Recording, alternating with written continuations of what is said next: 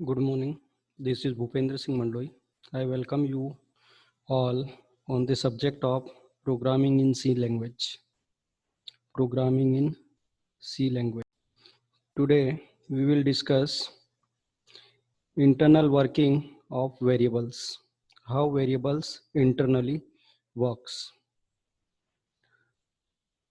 Variables के बारे में सभी को पता होगा, लेकिन आज आप इस लेक्चर में कुछ न कुछ नया जरूर सीख के जाएंगे.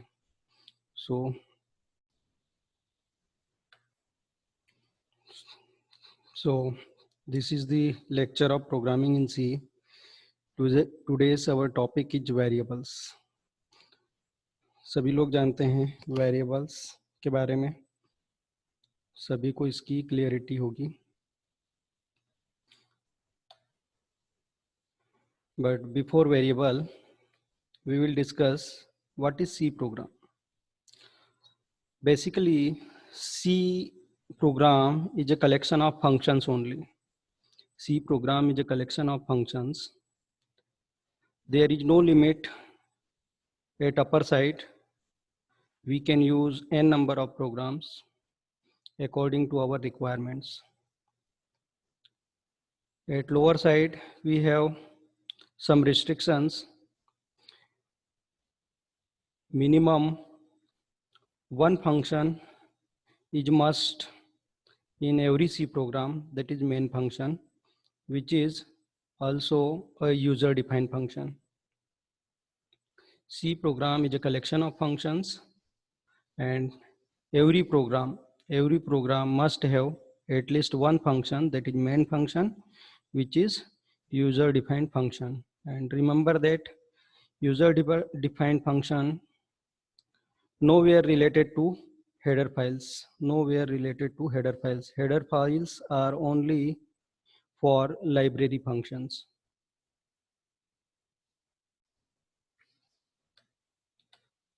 Okay.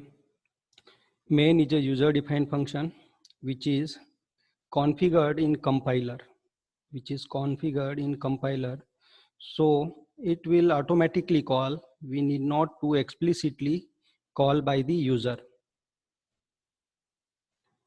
Every C program must be saved by .c extension. Like test.c. Here test is a name of file and .c is a extension of C program.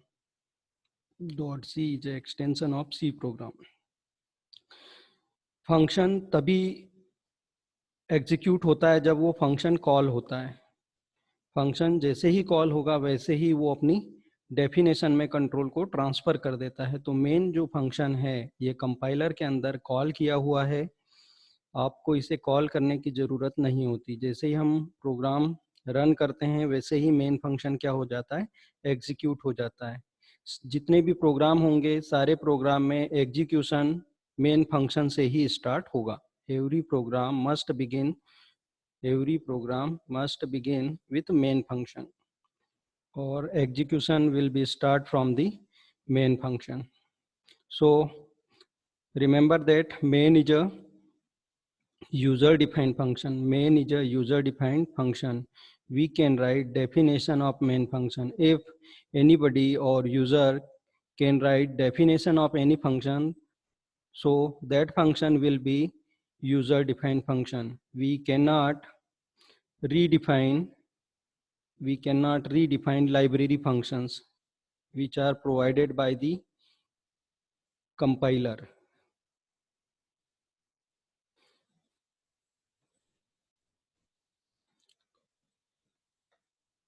So main function is nowhere related to any header files. It is configured inside compiler. Variables are identifier in C language. Identifier having some name, and basically variables are used to store data or some values. All the values will be stored in primary memory, that is RAM, random access memory. So variables will be stored for temporary basis. when our program will be terminate or power cut, then variables will be automatically destroyed from the primary memory RAM. In other words, variables are just name of the memory locations. Variables are just name of the memory locations. एक हम बहुत ही छोटा programme बनाकर समझते हैं variables के बारे में. ठीक है, सभी लोगों ने वेरिएबल्स का यूज़ किया होगा, लेकिन कुछ जो इंटरनल चीज़ें हैं वो शायद स्किप कर दी होगी. C program is a collection of functions. ठीक है, तो मिनिमम एक फंक्शन का यूज़ करके भी हम प्रोग्राम बना सकते हैं और वो फंक्शन होगा आपका मेन फंक्शन. ठीक है, तो ये जो प्रोग्राम है जिसमें मेन फंक्शन का यूज़ किया है और करली ब्रेसेस ओपन किया है, करली ब्रेसेस क्लोज किया है, तो ये करली ब्रेसेस ओपन और क्लोज के बीच में जो भी इंस्ट्रक्शंस हम लिखेंगे, it will be the definition of main function. It will be the definition of main function. Only we can write definition of user defined function. We can write definition of only user defined function. So here a program is saved by yt1.c. so .c extension is compulsory. Okay, we will see next slide. In this program we have two variables, int a comma b. Int a comma b. Here a and b are only declared, so it will not play any role right now at the execution of our program, or at this time a and b are not the memory locations of our RAM. Here a and b are integer variable, but only declarations, not playing any role in memory. Okay, तो अगर आपके programme में 100 variables भी declare किए हुए हैं तो वो प्रोग्राम के परफॉर्मेंस पर कोई इफेक्ट नहीं करेंगे, क्योंकि एग्जीक्यूशन टाइम पर वो कोई भी रोल प्ले नहीं कर रहे होते. ओके, आप यहाँ पर लिंकिंग वाली प्रोसेस में देख सकते हैं, यहाँ पर कोई भी मैसेज नहीं आ रहा है. जब हम इस प्रोग्राम को कंपाइल कर रहे हैं तो कोई भी मैसेज शो नहीं हो रहा है. नेक्स्ट स्लाइड में आपको ये क्लियर हो जाएगा कि ये कैसे काम हो रहा है. Remember one thing more, here a and b are variables of type integer, but also a and b are local variables. Remember that a and b are local variables. Local variables. In this program we have initialized a variable a equal to 100 comma b. यहाँ पर a को हमने initialise किया है और b केवल declared है, तो यहाँ पर a is a memory location. A is a name of memory location. It will play role in our program, or A will be associate with our program. नीचे आप देख भी सकते हैं एक वार्निंग आ रहा है कंपाइल टाइम पर, A is assigned a value that is never used. That is never used. यहाँ पर हमें इसको थोड़ा सा ध्यान से देखना है, यहाँ से हमें कुछ चीज़ें समझ में आएगी, वेरिएबल्स का बिहेवियर समझ में आएगा. यहाँ पर b को हमने केवल डिक्लेयर किया है, b इनिशलाइज नहीं है, लेकिन ये प्रोग्राम कंपाइल टाइम पर बता रहा है कि a is assigned a value that is never used at compile time. Okay, we will see in next slide. अब हमने यहाँ पर क्या किया है, a को डिक्लेयर किया है और b को इनिशलाइज किया है. तो वार्निंग में हम देख सकते हैं b is assigned a value that is never used. b is assigned a value that is never used.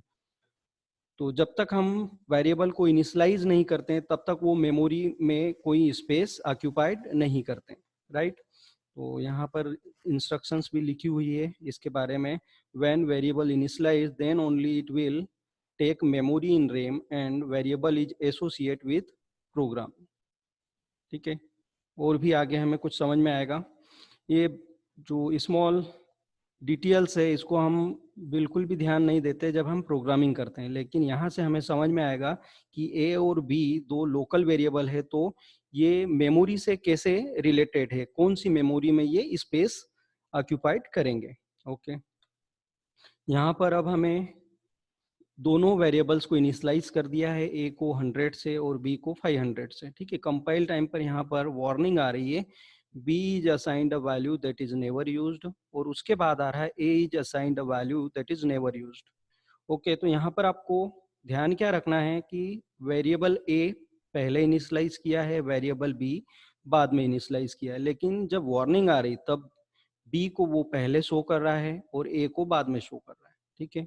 Next slide में और आपको क्लियर हो जाएगा।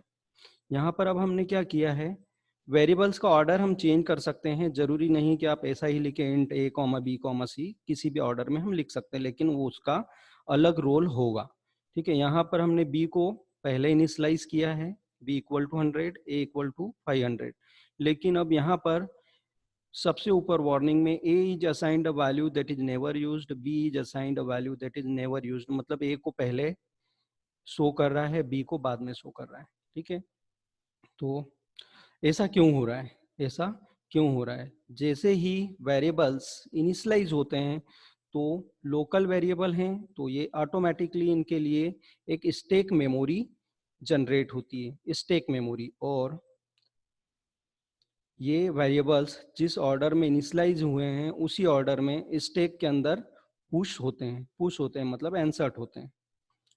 इनको नेक्स्ट डायग्राम से हम समझते हैं। यहाँ पर a इक्वल टू 100 और b इक्वल टू 500, a पहले इनिशियलाइज हुआ, b बाद में इनिशियलाइज हुआ, तो फर्स्ट में क्या होगा, ये एक स्टैक मेमोरी है, it is a stack memory, ठीक है। हमने पहले ही बताया था variables are just name of memory location, तो यहाँ पर ए क्या है, एक मेमोरी लोकेशन को रिप्रेजेंट कर रहा है, और वैल्यू 100 है, ओके।